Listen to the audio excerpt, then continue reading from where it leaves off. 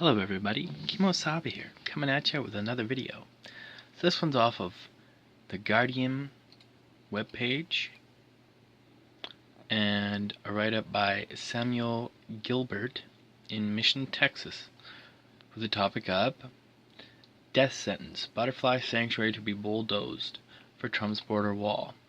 More than 200 species make their home in America's most diverse sanctuary, but construction through the reserve could begin in February.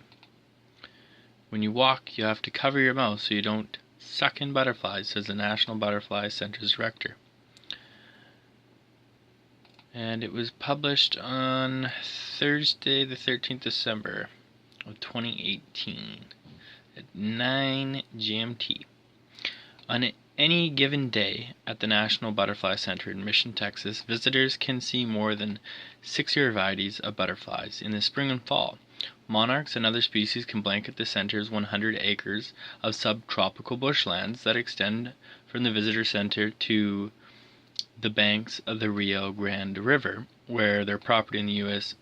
sovereignty ends. It's like something from Fantasia, said the center director, Marina Wright. When you walk, you have to cover your mouth so you don't suck in a butterfly.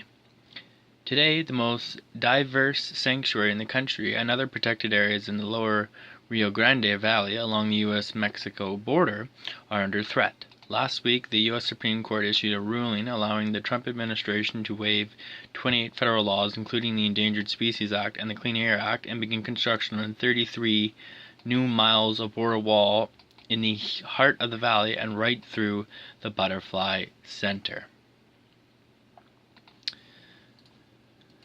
Environmental tourism contributes more than $450 million to Hidalgo and Starr counties, said Wright, referring to the adjacent countries in the valley.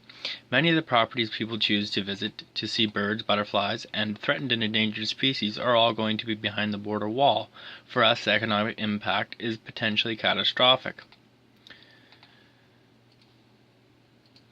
Walls have fragmented our habitat, said Scott Nichol, co-chair of the Sahara Club Borderland team. The various patches of land that provide refuge for these animals will become less viable with less and less places for them to go. A July letter sent from the U.S. Customs and Border Protection to a not-for-profit environmental group and seen by The Guardian and describes the route and possible components of the project as including a 30-foot tall concrete and steel wall, roads, and a 150-foot enforcement zone where all vegetation will be cleared. With construction of the wall due to begin in February, people like Nicole fear that the barrier will not only destroy habitat and undermine ecotourism, but also lead to increasingly deadly border and undocumented immigrants are pushed further and further into marginal and dangerous areas.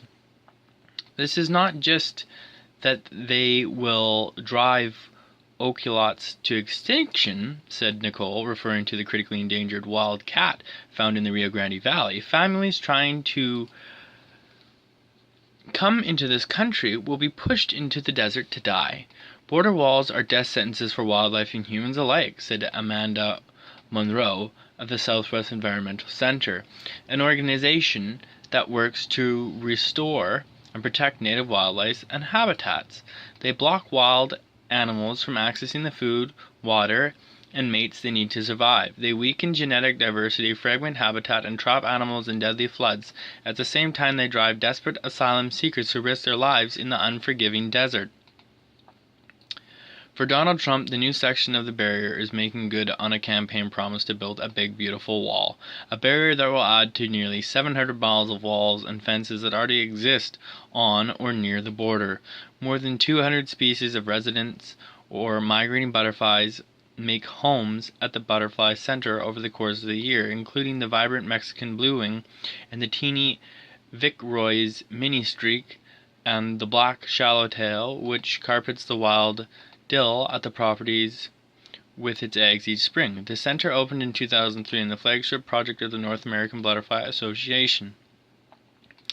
It's going to cut right through here, said Wright, showing where the wall will split the center's property 1.2 miles from the border and cut off access to nearly 70% of its land. Trump has expensive federal powers to construct the border wall on both private and public land. Since 2005, the Department of Homeland Security has had its power to waive numerous environmental laws in the name of national security. And the federal government can and has used eminent domain law to acquire privately owned land for public use. We fully anticipate that they will seize the land by quick take, said Wright, referring to the Depression-era provision of the eminent domain laws that gives federal agencies the right to take property without compensation or adjudication. Legal claims are not addressed or settled. You don't get your day in court. You don't get to negotiate appraisals or offers. Nothing, said Wright. On Tuesday, the president threatened to use defense spending if his plans to build the wall were challenged. If the Democrats do not give us the votes to secure our country, the military will build the remaining section of the wall, Trump said in a tweet. For Wright, this threat could mean the end of the butterfly center and enormous harms to its dozens of butterfly species and the threatened Texas tortoise, Texas indigo snake, and Texas horned lizard that are also found there. It is truly a sight to behold, said Wright, looking out from the bank of the Rio Grande River. They are violating our constitutionally protected rights, and that should terrify everyone, she said. Even if you don't care about butterflies, you should care about this. So there you have it, everybody, an interesting little write-up. Hopefully you enjoyed it. It'd be great if you leave me some comments, and awesome if you subscribe. We'll see you in the next one. Thanks, everybody. Kemo Sabi.